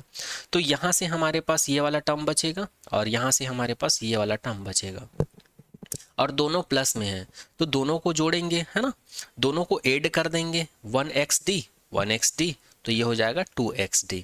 तो हमको h2p² माइनस s1p² का वैल्यू कितना मिल गया, 2xd। अब हम लोग को एक और फॉर्मूला पता है, a² minus b² is equals to a plus b a minus b। तो यहाँ पर इस फॉर्मूले को अप्लाई करेंगे तो हम लोग को मिल जाएगा h2p प्लस s1p, ब्रैकेट में h2p minus s1p is equals to 2xd। अब यहाँ पर h2p माइनस s1p को यहीं रखते हैं, इसको इधर ट्रांसफर कर देते हैं, तो हमको मिल जाएगा 2xd h2p plus s1p। Put this value in equation number 1। अब ये h2p माइनस s1p, इस वैल्यू को हम लोग इक्वेशन नंबर 1 में पुट कर देते हैं, और इक्वेशन नंबर 1 कहाँ है, यहाँ पर है। ये मिला था हमको, path difference is equals to h2p minus s1p मिला था, इसको इक्वेशन नंबर 1 कंसीडर किए थे। तो उसी में इस वैल्यू को अगर मैं सब्सटीट्यूट कर दूं तो मुझे क्या मिल जाएगा, del is equals to 2xd upon h2p plus s1p मिल जाएगा। अब हम लोग कंसीडर कर लेते हैं कि ये जो पॉइंट P है और ये जो पॉइंट O है, दोनों एक दूसरे के बहुत क्लोज हैं। एक बार मैं डायग्राम में दिखा देता हूँ आप लोगों को। लेते हैं, हम लोग कंसीडर कर लेते हैं कि ये जो पॉइंट P है ये पॉइंट O के बहुत क्लोज है, मतलब बहुत पास में है। तो ये धीरे धीरे जब इसके पास में आएगा तो ये S1 S2 और P और S1P ये किसके इक्वल हो जाएगा जी, D के इक्वल हो जाएगा। जब ये वाला लाइन जो है, ये वाला जो लाइन जो है, ये पॉइंट P इधर आएगा शिफ्ट होते जाएगा, तो ये वाला लाइन जो है ऑरिजेंटल होते जाएगा ना, फिर ये किसके इक्वल हो जाएगा, जो डबल स्लिट है और जो स्क्रीन है दोनों के बीच के डिस्टेंस के इक्वल हो जाएगा। इसी को यहाँ पर लिखा गया है और इसी चीज को यहाँ पर भी लिखा गया है, since point P is very close two point A। तो इस सिचुएशंस में S1P को किसके इक्वल कंसीडर किया जाता है, H2P के इक्वल कंसीडर किया जाता है, और इन सभी को किसके इक्वल कंसीडर करते हैं, D के इक्वल कंसीडर करते हैं। ठीक है, अब यहाँ पर इस वैल्यू को अगर मैं इसमें पुट कर दूं, ठीक है, S1P S2P की जगह पर मैं D पुट कर दूं तो ये D हो जाएगा, ये भी D हो जाएगा, तो D प्लस D कितना हो जाएगा, 2D हो जाएगा। तो पाथ डिफरेंस हम लोग को कितना मिल जाएगा, 2xd अपॉन 2D मिल जाएगा, और यहाँ से 2 और यहाँ से 2 कैंसिल आउट हो जाएगा, तो कितना बचेगा, xd अपॉन D। उसी को यहाँ पर लिखा गया है xd अपॉन D। तो यहाँ पर पाथ डिफरेंस हम लोग को कितना मिल गया, del is equals to xd upon D, जहाँ पर स्मॉल d का मतलब क्या होता है, स्मॉल d का मतलब होता है स्लिट के बीच का डिस्टेंस, और कैपिटल D का मतलब होता है स्क्रीन और डबल स्लिट के बीच का डिस्टेंस, और x का मतलब होता है सेंटर पॉइंट O से P के बीच का डिस्टेंस। तो इस चीज़ को याद रखिएगा। इसको हम लोग इक्वेशन नंबर 5 नाम दे देते हैं। आगे बढ़ते हैं। अब आगे हम लोग बात करते हैं कंस्ट्रक्टिव इंटरफेरेंस के लिए। चूंकि हम लोगों को पता है, अभी हम लोग यंग डबल स्लिट एक्सपेरिमेंट में पाथ डिफरेंस कितना निकाले हैं, 2 रेस के बीच में, ये निकाले हैं xd अपॉन कैपिटल डी, ये निकाले हैं। ये यंग डबल स्लिट के एक्सपेरिमेंट से आया है। और हम लोग ऑलरेडी जानते हैं कंस्ट्रक्टिव इंटरफेरेंस, अर्थात ब्राइट फ्रिंज के लिए पाथ डिफरेंस कितना होता है, डेल एन लेमडा होता है। अब इन दोनों इक्वेशंस को अगर मैं इक्वेट कर दूं तो इक्वेट करूंगा, क्योंकि लेफ्ट हैंड साइड मतलब दोनों ही पाथ डिफरेंस है ना, तो लेफ्ट हैंड साइड इक्वल है तो राइट हैंड साइड भी इक्वल होना चाहिए। तो इसको मैं लिख सकता हूँ n lambda is equal to x d upon d लिख सकता हूँ, ठीक है। और यहाँ से d को इधर ट्रांसफर कर देता हूँ और ये वाले d को भी इधर ट्रांसफर कर देता हूँ, तो एक्स एन का वैल्यू क्या मिल जाएगा, n d lambda upon d. तो इसको इक्वेशन नंबर 6 कंसिडर कर लेते हैं। और x यहाँ पर क्या चीज़ है जी, पॉइंट O और पॉइंट P के बीच का डिस्टेंस है, और ये हमें बताएगा पोजीशन। x यहाँ पर क्या है, पोजीशन है, ये क्या है, पोजीशन है। किसकी पोजीशन है, जो ब्राइट फ्रिंज है उसकी पोजीशन को शो करता है ये, ठीक है। आगे बात करते हैं सिमिलरली फॉर डिस्ट्रक्टिव इंटरफेरेंस, अर्थात डार्क फ्रिंज। डार्क फ्रिंज के लिए हम लोग को पता है पाथ डिफरेंस कितना होता है, del is equal to 2n-1 lambda by 2 होता है। और अभी यंग डबल स्लिट एक्सपेरिमेंट से हम लोगों ने कितना निकाला पाथ डिफरेंस, 2 रेस के बीच में या 2 वेव्स के बीच में, वो इतना निकाले हैं। फिर से यहाँ पर दोनों को इक्वेट कर देंगे, इसको और इसको इक्वेट कर देंगे। तो इक्वेट करेंगे तो 2n-1 लेमडा बाई 2 किसके इक्वल हो जाएगा, एक्स डी अपॉन डी के इक्वल हो जाएगा, जो कि यहाँ पर लिख दिए हैं। फिर से यहाँ पर x को यहीं रखते हैं, इन दोनों को इधर ट्रांसफर कर देते हैं, तो x n is equal to 2n-d lambda upon 2d हो जाएगा। यहाँ पर मैं x को रिप्लेस कर दिया हूँ एक्स डेस एन से, ताकि डेस से हमको ये पहचाना है कि ये वाला जो फ्रिंज है किसकी बात हो रही है, डार्क फ्रिंज या फिर डिस्ट्रक्टिव इंटरफेरेंस के लिए डार्क फ्रिंज के पोजीशंस की बात हो रही है। ये क्या शो करता है, डार्क फ्रिंज का पोजीशन शो करता है, क्या, एक्स डेस एन। अच्छा, यहाँ पर मैं x को एक्स एन इसलिए लिखा हूँ क्योंकि यहाँ पर n है, और n का मतलब होता है 0 1 2 3, किसके लिए, कंस्ट्रक्टिव के लिए। और यहाँ पर n का मतलब होता है 1 2 3, ये किसके लिए होता है, डिस्ट्रक्टिव या फिर डार्क फ्रिंज के लिए। ये सब ऑलरेडी हम लोग डिस्कस कर चुके हैं। तो यहाँ से हम लोग को मिल गया इक्वेशन नंबर 6 और यहाँ से हम लोग को मिल गया इक्वेशन नंबर 7। इक्वेशन नंबर 6 और 7 हमको क्या बताता है, फ्रिंज की पोजीशन बताता है। इक्वेशन नंबर 6 हमको देता है ब्राइट फ्रिंज का पोजीशन, और इक्वेशन नंबर 7 देता है हमको डार्क फ्रिंज का पोजीशन। जैसे कि ये डिस्ट्रीब्यूशन कर्व था, यहाँ पर B है मतलब ब्राइट फ्रिंज है, ये डी है मतलब डार्क फ्रिंज है। तो यहाँ पर ये डार्क फ्रिंज है, ये ब्राइट फ्रिंज है, ये डार्क फ्रिंज है, ये ब्राइट फ्रिंज है, जैसे कि मैं यहाँ पर बता दिया हूँ। मैं कंसीडर कर लेता हूँ पॉइंट ए पर जो है ये ब्राइट फ्रिंज है, इसको मैं x0 कंसीडर कर लेता हूँ। फिर इसके बाद हमको जो ब्राइट फ्रिंज मिलता है वो x1 है, x2 है। इसी प्रकार सेंटर पर डार्क फ्रिंज नहीं है, तो इसको हम लोग कंसीडर कर लेते हैं, डार्क फ्रिंज का सेंटर है तो x0 डैश कंसीडर कर लेते हैं। फिर यहाँ पर एक दूसरा डार्क फ्रिंज है, x1 डैश कंसीडर कर लेते हैं, x2 डैश कंसीडर कर लेते हैं। इसी प्रकार इधर भी कंसीडर कर लेते हैं सेम। तो याद रखिएगा यहाँ पर x0 x1 x2 ये सभी क्या चीज़ है, एक बार और लिख देता हूँ मैं यहाँ पर x0 x1 x2, यही ये कहाँ तक जाएगा, xn तक जाएगा। ये सभी क्या शो करता है, यहाँ पर हम लोग कंसीडर कर लेते हैं, ये सभी क्या शो करता है, xn कंस्ट्रक्टिव या फिर ब्राइट फ्रिंज को शो करता है, उसी को मैं यहाँ पर दिखाया हूँ। और मैं कंसीडर कर लेता हूँ x0 dash x1 dash x2 dash dot dot dot x dash n, ये क्या रिप्रेजेंट करता है, डार्क फ्रिंज को रिप्रेजेंट करता है। जैसे कि यहाँ पर ये डार्क फ्रिंज है, ये डार्क फ्रिंज है, ये डार्क फ्रिंज है, ये डार्क है, ये डार्क है। तो ये x डैश n क्या रिप्रेजेंट करता है, पोजीशन को, किसकी, डार्क फ्रिंज की पोजीशन को। और ये वाला xn क्या रिप्रेजेंट करता है, पोजीशन किसकी, ब्राइट फ्रिंज की। अब हम लोगों को पता है, हम लोग को विड्थ ऑफ फ्रिंज निकालना है। तो हम लोग जानते हैं now from definition of fringe, किसी भी टू सक्सेसिव ब्राइट और डार्क फ्रिंज के बीच का जो डिफरेंस होता है वही विड्थ ऑफ फ्रिंज देता है। जैसे कि यहाँ पर ये वाला फ्रिंज और इस वाले फ्रिंज के बीच का डिस्टेंस का या दोनों के बीच का डिफरेंस लूँ तो ये हो जाएगा x2 माइनस x1। ये पोजीशन है या यही चीज़ डिस्प्लेसमेंट भी हो सकता है ना, क्योंकि हम लोग पता है क्लास 9th में या 11th में भी पढ़ चुके हैं, जो डिस्टेंस होता है, डिस्प्लेसमेंट होता है, हाइट होता है, लेंथ होता है, विड्थ होता है, सभी का यूनिट क्या होता है, मीटर होता है ना। फिलहाल यहाँ पर हम लोग विड्थ ऑफ फ्रिंज का डेफिनेशन के अकॉर्डिंग यहाँ पर बीटा का वैल्यू लिख सकते हैं टू सक्सेसिव ब्राइट फ्रिंज, मतलब ये ब्राइट फ्रिंज है, ये ब्राइट फ्रिंज है, तो दोनों का जो डिफरेंस होगा वही हमको क्या बताएगा, वही हमको बताएगा विड्थ ऑफ फ्रिंज के बारे में। तो यहाँ पर मैं x2 माइनस x1 लिखूंगा, या फिर इन दोनों के बीच निकालता ना विड्थ ऑफ फ्रिंज, ये भी ब्राइट फ्रिंज है, ये भी ब्राइट फ्रिंज है, तो इसको मैं क्या लिखता, x1 माइनस x0 लिखता, है ना, क्योंकि डिस्प्लेसमेंट हम लोग कैसे निकालते हैं जी, फाइनल पोजीशन में इनिशियल पोजीशन को सब्सट्रैक्ट कर देते हैं। तो यहाँ पर विड्थ ऑफ फ्रिंज एक प्रकार का डिस्प्लेसमेंट ही होता है in case of interference pattern, जब हम लोग बात करते हैं फ्रिंज की, ठीक है। अब यहाँ पर ये मिलते जाएगा, यहाँ पर कुछ टर्म्स को ही यहाँ पर शो किया हूँ, ये x2 जो है x3 x4 ये कहाँ तक जाएगा, xn तक जाएगा। तो अगर मैं इस डेफिनेशन को n के टर्म्स में लिखूँ तो यहाँ पर xn माइनस xn माइनस 1 हो जाएगा, क्यों, n इज इक्वल टू यहाँ पर 2 है और यहाँ पर n माइनस 1 मतलब 1 है, जैसे कि यहाँ पर 2 है, 2 में 1 घटा दो तो 1 बचेगा ना, तो इसको मैं n के टर्म्स में क्या लिख सकता हूँ, xn माइनस 1 लिख सकता हूँ, क्योंकि n में से 1 घटाऊंगा तो मुझे n ही मिल जाएगा ना, ठीक है।